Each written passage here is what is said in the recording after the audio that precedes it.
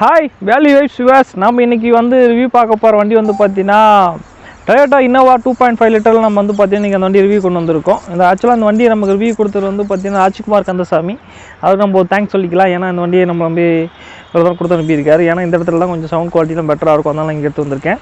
சரி, இந்த வண்டியை பற்றி நம்ம இன்றைக்கி என்னென்ன பார்க்க போகிறோம்னா, ஃபஸ்ட் பார்த்தீங்கன்னா இன்ஜின், அதுக்கப்புறம் பார்த்தீங்கன்னா இன்டீரியல், அதுக்கப்புறம் பாடி டைப், அப்புறம் AC cooling, steering control, plus பார்த்தீங்கன்னா இருக்கிற கான்ஃபிகரேஷன்லாம் 1/1 ப்ளஸ் டயர் சைஸ், அதுக்கப்புறம் பூட் சைஸ், இந்த மாதிரி 1/1 நம்ம கம்பேரிசன் பார்க்க போகிறோம், ரிவ்யூ சொல்ல போகிறோம். இது எதுக்காகனா, ஒரு செகண்ட்ஸில் ஒரு வண்டி வாங்கணும்னு நினைக்கிறவங்க பணம் இருந்தால் எல்லா வண்டியும் வாங்கிடலாம், ஈஸி தான். ஆனால் அந்த வண்டியோட கான்ஃபிகரேஷன் கொஞ்சம் தெரிஞ்சுட்டு வாங்கணும் ஒரு எண்ணத்தில் நான் பண்ணுறேன். லைக்வைஸ் உங்களுக்கு பிடிச்சிருந்தா கமெண்ட், ஒரு ஷேர், முடிஞ்சால் ஒரு சப்ஸ்கிரைப் பண்ணி வைங்க. தேங்க்யூ. இப்போ நம்ம ஒவ்வொன்றா போய் பார்க்க போகலாம். ஒவ்வொன்றா ஃபஸ்ட்டு சொல்கிறேன்.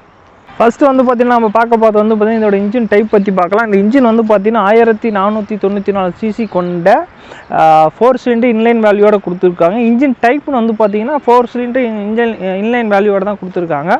அதுக்கப்புறம் இதோட ஃபியூல் டைப் பார்த்தீங்கன்னா நாம் இன்றைக்கி ரிவ்யூ கொண்டு வந்திருக்க வண்டி டீசல் வண்டி. இதோட மேக்ஸிமம் பிஹெச்பி பார்த்தீங்கன்னா 100க்கு ப்ளஸ் 3600 ஆர்பிஎம்லையும், மேக்ஸிமம் டார்க்யூ பார்த்தீங்கன்னா 110க்கு ப்ளஸ் 4600 ஆர்பிஎம்மையும் கொடுத்துருக்காங்க. இதுக்கப்புறம் நம்ம அதுக்கு முன்னாடி பார்த்தீங்கன்னா டொயோட்டாவை பற்றி ஒரு இது நம்ம கான்ஃபிகரேஷன் பார்த்துருவோம். என்னன்னா இந்த வண்டி கிட்டத்தட்ட பார்த்தீங்கன்னா 2013 மாடலு. இப்போ ஆல்மோஸ்ட் பார்த்தீங்கன்னா கிட்டத்தட்ட 11 இயர்ஸ் மேலே ஆகுது. இன்னும் 10 வருஷம் கழிச்சு பார்த்தாலும் வண்டி இதே கண்டிஷன், இதே குவாலிட்டியில் தான் இருக்கும். இது ஒரு எக்ஸாம்பிள் சொல்லணும்னா, கேரளாவில் பார்த்தீங்கன்னா டொயோட்டா குவாலிஸ் ஒன்று பார்த்தீங்கன்னா கிட்டத்தட்ட 10 லட்சம் கிலோமீட்டர் சிங்கிள் ஓனரில் ட்ரைவ் பண்ணியிருக்கு. அதுக்கு டொயோட்டா கம்பெனியை கூப்பிட்டு அந்த கார் எங்களுக்கு கொடுத்துருங்க, நான் மாடலுக்கு வச்சுக்கிறோம். உங்களுக்கு வேறு ஒரு நியூ கார் நீங்கள் எந்த மாடல் சொல்லி எடுத்துக்கலாம்னு சொல்லியிருக்கேன். அதுக்கு அந்த ஓனர் இல்லை, எனக்கு இதே கார் இருக்கட்டும், 10 வருஷமாக வச்சுருக்கேன், இதுக்கப்புறம் இதே யூஸ் பண்ணுறேன்னு சொல்லிட்டு அதே கார் வாங்கிட்டார். அப்புறம் அந்த கம்பெனி பார்த்தீங்கன்னா அதுக்கு சம் கிஃப்ட்லாம் கொடுத்து அவர் சென்ட் பண்ணியிருப்பாங்க போல். ஸோ இதான் டொயோட்டோட ஒரு சின்ன எக்ஸ்ப்ளனேஷன். 2.5 இன்ஜின் சொன்னோம் இல்லையா, இந்த இன்ஜின் பார்த்தீங்கன்னா நம்ம கிட்டத்தட்ட பர்சனலாக ஒரு 2 டேஸாக 3 டேஸாக நான் யூஸ் பண்ணிகிட்டு இருக்கேன். அது மட்டும் இல்லாமல் என் ஃப்ரெண்டு வெளியே போகலாம், நான் தான் அடிக்கடி அவங்க கூட நான் ட்ராவல் பண்ணுவோம். இந்த இன்ஜின் பார்த்தீங்கன்னா நம்ம எதை குறை கண்டுபிடிக்கணும்னா அது ரொம்ப ரொம்ப கஷ்டம். அது மட்டும் இல்லாமல் இப்போ நான் உங்களுக்கு எதாவது சொல்லணும்னா தேடி கண்டுபிடிச்சி ஏதாவது சின்னதாக ஒரு பாயிண்ட் ஒன்று சொன்னதாக உண்டு.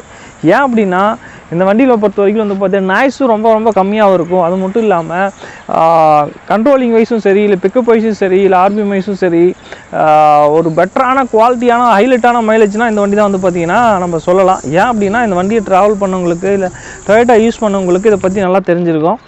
அதுக்கு பற்றி பார்த்துரும். அடுத்து இந்த வண்டியோட இன்டீரியரை பற்றி நான் உங்களுக்கு காட்டுறேன், வாங்க பார்க்கலாம்.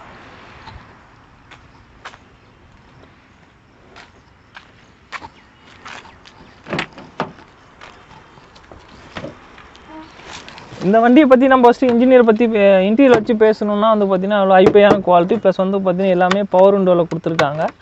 அதுக்கப்புறம் பார்த்தீங்கன்னா இல்லை இந்த பக்கம் கிடையாதுன்னா நல்லாயிருக்கா. இப்போ இன்டீரியர் ஸ்டேரிங் கண்ட்ரோல் இருக்கும், ப்ளஸ் இன்டீரியர் பார்த்தீங்கன்னா நம்ம நீட்டாகவும் சீட் கவர்லாம் போட்டு வச்சுருக்காங்க. அதோட மெயின் ப்ளஸ் பாயிண்ட் என்னென்னா டிரைவிங் கம்ஃபர்டபுள். நீங்கள் 7 பேரும் போகலாம், இல்லை 8 பேரும் போகலாம், அந்தளவுக்கு கம்ஃபர்டபுளாக இருக்கும். இதுக்கு ஒரு சின்ன எக்ஸாம்பிள் சொல்லணும்னா, இப்போ நான் பின்னாடி சீட்டில் உட்காந்து காட்டுறேன் பாருங்கள். நம்ம ஒரு டிரைவர் சீட்டில் உட்காந்து எப்படி கம்ஃபர்டபுளாக இருப்போமோ அதே மாதிரி தான் பார்த்தீங்கன்னா பின்னாடி இருக்கிற சீட்டும் இருக்கும். அதுக்கு பார்த்தீங்கன்னா சின்ன எக்ஸாம்பிள் நம்ம காட்டுறோம் பாருங்கள். லெக் ரூம் சொல்கிறோம் இல்லையா, அந்த லெக் ரூம் பார்த்தீங்கன்னா நான் எப்பயுமே கொஞ்சம் ஹைட்டாக இருக்கிறதுனால ஃபுல்லாக தள்ளி தான் இப்போ டிரைவர் சீட்டை சரி காமிச்சிடுறேன். இப்போ பார்த்தீங்கன்னா இப்போ லெக் ரூம் நம்மளாக உட்காந்தா இந்த சைஸில் இருக்குது. இது மட்டும் இல்லாமல் இது கம்ஃபர்டபுளாக இருக்கும் பாரு. இருந்துமே ஒரு 2 இன்ச் 3 இன்ச் பார்த்தீங்கன்னா நமக்கு கேப் இருக்குது. அதுக்கப்புறம் பார்த்தீங்கன்னா பேக் சீட்டு பார்க்கலாம். பேக் சீட்டு சேம் அதே மாதிரி தான், ரொம்ப கம்ஃபர்டபுளாகவும் பெட்டராகவும் இருக்குது. பார்த்தீங்கன்னா நம்ம வேணுங்களுக்கு அட்ஜஸ்ட் பண்ணிக்கலாம். எக்ஸாம்பிள் இப்படி இருக்கேன் இல்லையா, இப்போ பாருங்கள்.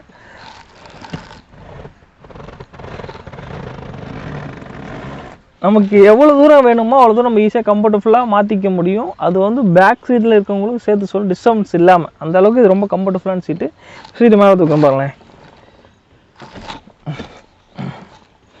முடிஞ்சு மேலே ஏற மாட்டேன் வந்துருச்சு. ஓகே, அப்படிங்களா.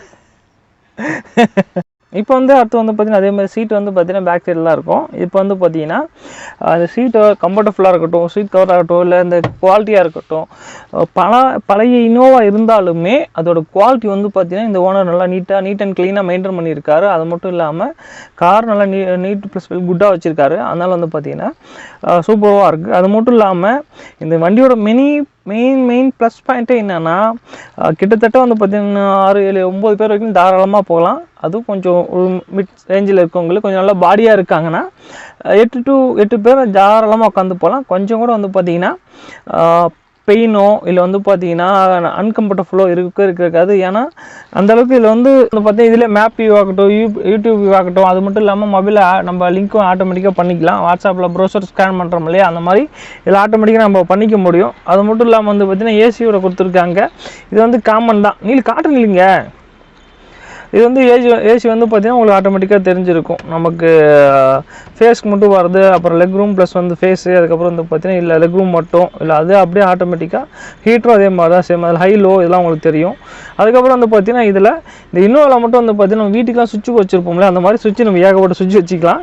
எதுக்கு வச்சுக்கிறேன் என்னன்னு தெரியாது, அது அவங்கவுங்க கார் ஓனருக்கு மட்டும் தான் தெரியும். ஏன் அப்படின்னா ஆரனுக்கு ஒரு சுவிட்ச், எக்ஸ்ட்ரா ஆரனுக்கு ஒரு சுவிட்ச் வச்சுருப்பாங்க, எக்ஸ்ட்ரா லைட்டுக்கு ஒரு சுவிட்ச் வச்சுருப்பாங்க. அதுக்கப்புறம் வந்து பார்த்திங்கன்னா செப்பரேட்டாக ஒன்றுக்கு ஒரு சுவிட்ச் நம்ம மாடிஃபை பண்ணிக்கலாம். அதுக்கு உண்டான ப்ரொவிஷனல் 2013 இந்த இன்னோவாவில் அப்பயே கம்பெனிக்காரர் கொடுத்துருக்காருன்னா பார்த்துக்கோங்க இந்த இன்னோவா கம்பெனி எவ்வளோ அட்வான்ஸாக வச்சுருக்குன்னு. அதுக்கப்புறம் வந்து பார்த்திங்கன்னா நம்ம இந்த வண்டி ஓடோமீட்டரை பற்றி பார்த்துடலாம். ஓகே, நம்ம இப்போ பார்க்க போகிற ஃபீச்சர் வந்து பார்த்திங்கன்னா நிறைய பேர்த்துக்கு லைக்வைஸ் பிடிச்ச ஃபீச்சர். அது என்னென்னா ஸ்மோக்கர் லைட்ஸ். இந்த வண்டியில் ஸ்மோக்கர் லைட் இருக்குது. இது ஒரு சில வண்டியில் வந்து பார்த்திங்கன்னா வாங்கி எக்ஸ்ட்ரா ஃபிட் பண்ணுவாங்க, ஆனால் இதில் ஆட்டோமேட்டிக்காக இருக்குது. சுவிட்ச் ஆன் அவ்வளோதான். நம்ம வேணால் பற்ற வச்சுக்கலாம். அடிக்கிறவங்க பார்த்துக்கோங்க, யூஸ்ஃபுல்லாக இருக்கும், சொல்கிறதுக்கு இல்லை.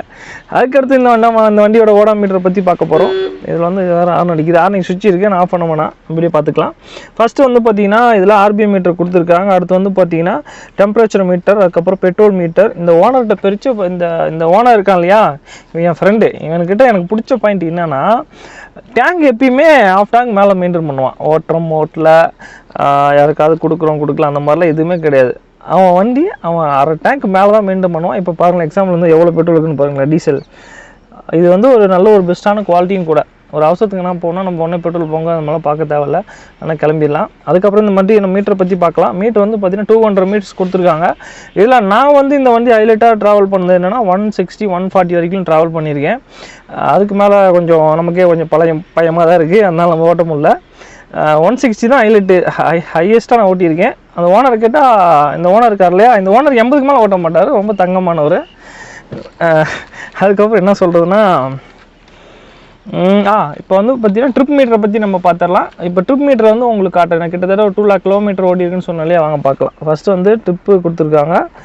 அதுக்கப்புறம் ஓவரால் டிஜிட்டல் மீட்டர் கொடுத்துருக்காங்க. கிட்டத்தட்ட அந்த வண்டி 1,71,970 கிலோமீட்டர் தான் ட்ராவல் பண்ணியிருக்கு. இன்னமும் நல்லாயிருக்கு. அப்போ ட்ரிப் நம்ம டீசலில் கிடைச்ச மாதிரி பண்ணிக்கலாம். அதுக்கப்புறம் வந்து பார்த்திங்கன்னா நம்ம இன்ஜின் ஓப்பன் பண்ணி அதில் இருக்கிற குவாலிஃபிகேஷன் வைஸ் நான் உங்களுக்கு காட்டுருவாங்க. இந்த வண்டியில் நம்ம அடுத்து இன்னொரு வந்து ஏசி பற்றி பார்க்கலாம். ஏசி வந்து பார்த்திங்கன்னா ஃப்ரெண்ட்லேயே வந்து பார்த்திங்கன்னா 4 ப்ரொவிஷனல் கொடுத்துருக்காங்க. 1 2 3 4. இது மட்டும் இல்லாமல் பின்னாடி சீட்டுக்கு வந்து பார்த்திங்கன்னா இங்கே ஒரு ஏசி, பேக்கில் ஒரு ஏசி. இது இல்லாமல் வேணாலும் நம்ம சென்ட்ரலைஸ் ஏசி போட்டுக்கலாம். அந்த அளவுக்கு வந்து பார்த்திங்கன்னா இதில் பெட்டரான குவாலிட்டி. ப்ளஸ் வந்து பார்த்திங்கன்னா ஃப்ரண்ட் ரோ பார்த்தோம், அடுத்து செகண்ட் ரோவில் ஏசி எடுத்து பார்த்தோம். அடுத்து வந்து பார்த்திங்கன்னா தேர்ட் ரோவில் இந்த வண்டியில் இன்னோவில் ஏசி இருக்குது. ரொம்ப கம்ஃபர்டபுளாக இருக்கலாம். அதனால தான் இந்த வண்டி வந்து பார்த்திங்கன்னா லைக்வைஸ் எல்லோரும் ரொம்ப பிடிச்சிருக்கு. காரணமே வந்து பார்த்திங்கன்னா தேர்ட் ரோவில் ஏசி கொடுத்துருப்பான். இது எந்த காரில் அவ்வளோ சீக்கிரம் கொடுப்பாங்கன்னு எனக்கு தெரில. கிட்டத்தட்ட ஒரு பெரிய ஒர்த்தான ரேட்டில் இருக்க காரில் இந்த மாதிரி ஃபீச்சர்லாம் கொடுப்பாங்க. ஆனால் இது 2003 பழைய மாடல் இன்னோவா, அதுலேயே இருக்குன்னா பார்த்துக்கோ இந்த வண்டியோட குவாலிட்டி. அடுத்து வந்து பார்த்திங்கன்னா நம்ம பார்க்க போகிறது இந்த வண்டியோட ஃபுட் பேஸையும் அப்படியே டோட்டலாக முடிச்சிடலாம். இதில் வந்து பார்த்திங்கன்னா கிட்டத்தட்ட ஒரு 240 லிட்டர் கொடுத்துருக்காங்க. இதெல்லாம் நம்ம ஓனர் வந்து பார்த்திங்கன்னா அதிகமாக லோக்கல் ட்ராவல் தான் பண்ணுவார். லோக்கல் ட்ராவல் மீன் ஒரு 200க்குள்ளே. அதனால் வந்து பார்த்திங்கன்னா சப்வூஃபர் வச்சுருக்காரு. ப்ளஸ் வந்து 7 பேர் போகிற ஒரு 7 பேர்த்தோட பேகு ஒன் டே ட்ரிப்னா அதோட லக்கேஜ் வச்சுக்கிற அளவுக்கு இது கம்ஃபர்டபுளாக தான் இருக்கும். ரொம்ப அன்கம்ஃபர்டபுளாக கிடையாது. இல்லை வேணாம் இன்னும் எக்ஸ்ட்ரா தேவைப்படும் நம்ம கேரியர் வேணாலும் வச்சுக்கலாம். அடுத்து வந்து பார்த்திங்கன்னா நம்ம இதில் ஓனர் வந்து பார்த்திங்கன்னா பேக் பம்பர் போட்டிருக்காரு.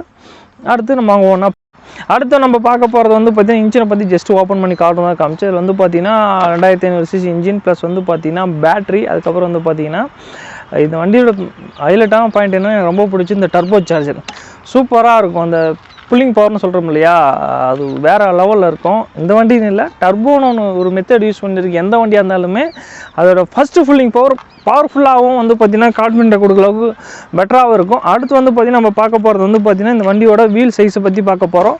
இந்த வண்டியோட வீல் சைஸ் வந்து பார்த்திங்கன்னா 205க்கு வந்து பார்த்திங்கன்னா 205க்கு 65 R15 15 வீல் ரிம் யூஸ் பண்ணியிருக்காங்க. பேக் பிரேக் வந்து பார்த்திங்கன்னா ட்ரம்மு தான். பின்னாடி வந்து பார்த்திங்கன்னா டிஸ்க் பிரேக் யூஸ் பண்ணியிருக்காங்க. அடுத்து வந்து பார்த்திங்கன்னா நம்ம பார்க்க போகிறது இந்த வண்டியோட மைலேஜ் பற்றி பார்க்க போகிறோம். இந்த மைலேஜ் எவ்வளோ நம்ம சொல்கிறதுக்கு முன்னாடி வந்து பார்த்திங்கன்னா இந்த வண்டி யாருக்கெல்லாம் செட் ஆகும்னு சொல்லிட்டு ஃபஸ்ட் நான் உங்களுக்கு சொல்லிடுறேன். லைக்வைஸ் இந்த வண்டியை பற்றி எனக்கு தெரிஞ்ச ஃபியூச்சர் எல்லாமே உங்களுக்கு சொல்லியிருக்கேன். இது எதுக்குன்னா நான் வந்து ஒரு சூப்பரான ரிவ்யூவர், நான் சொன்னால் 100% கரெக்டாக இருக்குன்னு அப்படி என்ன கிடையாது. ஒரு வண்டி இன்னோவா வாங்கணும்னு நினைக்கிறவங்களுக்கு ஒரு பேசிக்காக என்னெல்லாம் தெரிஞ்சுக்க வேண்டியது இருக்குது. இந்த வண்டி இன்டீரியர் வைஸும் சரி இல்லை இன்ஜின் வைஸும் சரி ஒரு பேசிக் ரூல்ஸாக தெரியணும் இல்லையா, அதுக்காக வந்து பார்த்தீங்கன்னா எனக்கு தெரிஞ்ச மாதிரி ரிவ்யூ பண்ணியிருக்கேன். உங்களுக்கு லைக்வைஸ் பிடிச்சிருந்தா சப்ஸ்கிரைப் பண்ணுங்கள். அதுக்காக நான் ஃபஸ்ட் இந்த வண்டி மைலேஜ் பற்றி நான் சொல்லியிருந்தேன். இது வந்து பார்த்தீங்கன்னா ஆவரேஜாக வந்து பார்த்தீங்கன்னா என் ஃப்ரெண்டுக்கு 80 to 100 கிலோமீட்டர் தான் இந்த வண்டியை அவங்க எவ்வளோ பெரிய இம்பார்ட்டன்ட் ஒர்க்காக இருந்தால் அவ்வளோதான் minimum speed maximum speed maintain பண்ணுவாங்க. அவங்களுக்கு பேர் லிட்டருக்கு 14 to 15 கிலோமீட்டர் வருது ஹைவேயில். சிட்டிக்குள்ளனா வந்து பார்த்தீங்கன்னா 12 to 13 வருது. இது ஒரு நம்ப முடியாத மைலேஜ். ஏன்னா இன்னும் பேசிக்காக 12 இல்லை 13 தான் வரும். ஆனால் அவங்களுக்கு +3 வருது. அது ஏன்னா சிங்கிள் ஹேண்ட் யூசேஜ் ப்ளஸ் வந்து பார்த்தீங்கன்னா என் ஃப்ரெண்டோட அப்பா மட்டும் தான் ட்ராவல் பண்ணுவார். அதனால் வந்து பார்த்தீங்கன்னா ஒரு பெட்டரான மைலேஜ் இருக்குது. அதுக்கப்புறம் வந்து பார்த்தீங்கன்னா இந்த வண்டியை இப்போ இன்னும் வாங்கின என்ன இருக்குன்னு வச்சுக்கோங்களேன். ஒரு மாடல் பார்த்துருக்கீங்க, அந்த வண்டி ஒரு 10 லட்ச ரூபா வாங்குறீங்க. இப்போ இருக்கிற ட்ரெண்டில் அந்த வண்டி 10 லட்ச ரூபா ஒருத்தன்னு சொல்லிட்டு வாங்கிட்டீங்க. இல்லை நீங்கள் ஒரு 4 years 5 years யூஸ் பண்ணிவிட்டு அந்த வண்டி சேல் பண்ணணுன்னாலும் உங்களுக்கு ஒரு 1 to 1.5 லட்சம் தான் ரேட்டு கம்மியாக போகும் ஒழிஞ்சி ரொம்பலாம் கம்மியாக போகாது. ஏன் அப்படின்னா இந்த வண்டி பற்றி இன்ஜின் குவாலிட்டி ஆகட்டும் பாடி டைப் ஆகட்டும் அந்தளவுக்கு ஹெவி ஸ்ட்ராங்காக இருக்கும். இந்த வண்டி யூஸ் பண்ணவங்களுக்கு எல்லாத்துக்கும் தெரியும். ஒரு இன்னோவா வச்சுருக்கவங்க யாருமே வந்து பார்த்திங்கன்னா அடுத்த வண்டிக்கு போக மாட்டாங்க. அப்படியே போகிறாங்கன்னா சம்திங் ஏதோ இஷ்யூ இருக்கலாம், இல்லை வந்து பார்த்திங்கன்னா எக்கனாமிக்கில் பாதிக்க இஷ்யூ இருந்திருக்கலாம், அதனால சேல் பண்ணவங்களை ஒழிஞ்சி இந்த வண்டியை பர்ஃபார்மன்ஸ் பிடிக்கல, எனக்கு வந்து டிரைவிங் ஹேபிட் நல்லா இல்லை அப்படின்னு சொல்லிட்டு யாருமே சேல் பண்ண மாட்டாங்க. அப்படியே அடுத்து வந்து பார்த்திங்கன்னா நம்ம இந்த வண்டி பாடி டைப் பற்றி பார்க்கலாம். இது வந்து பார்த்திங்கன்னா ஒரு புல்லட்டில் ஆஃப் சைஸ் புல்லட் மாதிரி இருக்கும். ஒரு பாதி வண்டி தான் புல்லட் மாதிரி இருக்கும். ஏன் அப்படின்னா இதோட ஏர் டைனாமிக் வந்து பார்த்திங்கன்னா அந்த மாதிரி இருக்கும். நான் இப்போ 160 வரைக்கும் ஹையஸ்டாக ட்ராவல் பண்ணியிருக்கேன்னு சொன்னேன். எப்படி பண்ணனா அந்த மெத்தேட் தான். இதோட பாடி டைப்பே வந்து பார்த்திங்கன்னா ஒரு புல்லட்டை பாதியாக கட் பண்ண மாதிரி தான் இருக்கும். லைக்வைஸ் வந்து பார்த்திங்கன்னா இப்போ உங்களுக்கு தோணிருக்கு என்னடா புல்லட்டுன்னு சொல்கிறோம் அப்படின்னு நினைக்கிறீங்க. நீங்கள் சொல்கிற புல்லட் வந்து பார்த்திங்கன்னா பைக்கு, நான் சொல்கிற புல்லட் வந்து கன்று துப்பாக்கி, அதில் இருக்கிற பாதி புல்லட் மாதிரி இருக்கும். இந்த குவாலிட்டி வைஸ் சொல்கிறேன், இந்த பாடி டைப் வைஸ். அதனால் வந்து பார்த்திங்கன்னா காற்றை ஃபீச்சிட்டு போகிற அளவுக்கு இருக்கும். ஸோ என்னென்னா அதனால் இந்த வண்டி பெட்டர் பர்ஃபார்மன்ஸ் நம்ம பார்க்க முடியும். இதில் யூடியூப்பில் வீடியோ பார்த்தீங்கன்னா கிட்டத்தட்ட 200 கம்ப்ளீட் பண்ணியிருப்பாங்க இந்த ஸ்பீடில். அந்தளவுக்கு யாரும் பண்ண தேவையில்லை. ஹையஸ்ட்டாக 100-110 ட்ராவல் பண்ணுங்கள். ஓகே, ரொம்ப நார்மலாக ட்ராவல் பண்ணுறீங்கன்னா 100 வரைக்கும் ஓகே. இல்லை கொஞ்சம் இம்பார்ட்டன்ட் ஒர்க்கு சீக்கிரமாக போனால் 120 வரைக்கும் ட்ராவல் பண்ணுங்கள். அதுக்கு மேலே யாரும் பண்ணாதீங்க. ஏன்னா அதுனா உங்களுக்கு சேஃப் இல்லை, உங்கள் ஃபேமிலிக்கு சேஃப் இல்லை. அடுத்து ஓகே, இது வரைக்கும் பார்த்தி இன்னோட ரிவ்யூஸ் பார்த்தீங்க. இப்போ வந்து என்னோட ரிவ்யூஸ் பார்க்க போகிறீங்க. நீங்கள் எந்த கார் வேணாலும் வாங்கலாம், தப்பு இல்லை. காசு இருக்கும் கார் வாங்கணும், காசு இல்லாதவங்க கார் வாங்கணும். எதுக்காக காருனா அது அவனோட சூழ்நிலையை பொறுத்து அவங்களுக்கு காரோட நீடு இருக்கலாம். சரி ஓகே, ஒரு கார் வாங்குறப்போ நம்ம பார்க்க வேண்டிய ஃபியூச்சர்லாம் உங்களுக்கு சொல்கிறேன். என்னென்னா ஃபஸ்ட்டு வந்து எந்த கார் வேணாலும் வச்சுக்கோங்க, வாங்கிக்கோங்க, உங்கள் பிரச்சனை தப்பு இல்லை. ஆனால் அந்த வண்டியோட coolant oil plus engine oil plus air செக்கப்பிங் ப்ளஸ் வந்து பார்த்தீங்கன்னா பிரேக்கிங், ஸ்டேரிங் கண்ட்ரோல், இது எல்லாமே ப்ராப்பராக இருக்கான்னு பார்த்துக்கோங்க. மெயினாக டயர் வந்து பார்த்தீங்கன்னா பல்லு இருக்கான்னு பார்த்துக்கோங்க. மேக்ஸிமம் ஒரு 50 இருக்கணும், இல்லை ரொம்ப லோவாக இருக்கணும், ஒரு 35 இருக்கணும். அது கீழே போனீங்கன்னா அது அன்சேஃப் தான். ஸோ என்னென்னா இதை எப்பயும் மெயின்டைன் பண்ணிக்கோங்க. ஏன் அப்படி சொல்கிறேன்னா காரை வச்சுக்கிறது வந்து பார்த்திங்கன்னா நம்மளோட பர்சனல் யூசேஜுக்கு தான். ப்ளஸ் அந்த காரை எடுத்து அடுத்து இடிச்சு கொள்றதுக்கு இல்லை. அதே மாதிரி வந்து பார்த்திங்கன்னா இன்சூரன்ஸும் ப்ராப்பராக வச்சுக்கோங்க. கூலண்ட் ஆயில் ப்ளஸ் வந்து பார்த்திங்கன்னா இன்ஜின் ஆயில், அதுக்கப்புறம் வந்து பார்த்திங்கன்னா ஏர், ஸ்டேரிங் கண்ட்ரோல், டயர் கிரிப்பு, இது எல்லாமே நீங்கள் ப்ராப்பராக அனலைசைஸ் பண்ணி வெளியே எடுக்கணும். ஒரு லாங் ட்ரிப் போகிறீங்கன்னாவே அனலைஸ் பண்ணி எடுத்தீங்கன்னாவே உங்கள் ட்ராவல் வந்து சேஃப் அண்ட் செக்யூர்டாக இருக்கும். இது 100% அடித்து சொல்கிறேன். ஸோ என்னென்னா அதே மாதிரி எந்த வண்டியும் இன்சூரன்ஸ் இல்லாமல் ஓட்டாதீங்க. ப்ராப்பர் இன்சூரன்ஸ் மெயின்டைன் பண்ணுங்கள். நன்றி, வணக்கம், தேங்க்யூ. இந்த வீடியோ உங்களுக்கு பிடிச்சிருந்தா லைக் பண்ணுங்கள், ஷேர் பண்ணுங்கள், சப்ஸ்கிரைப் பண்ணுங்கள். பாய்.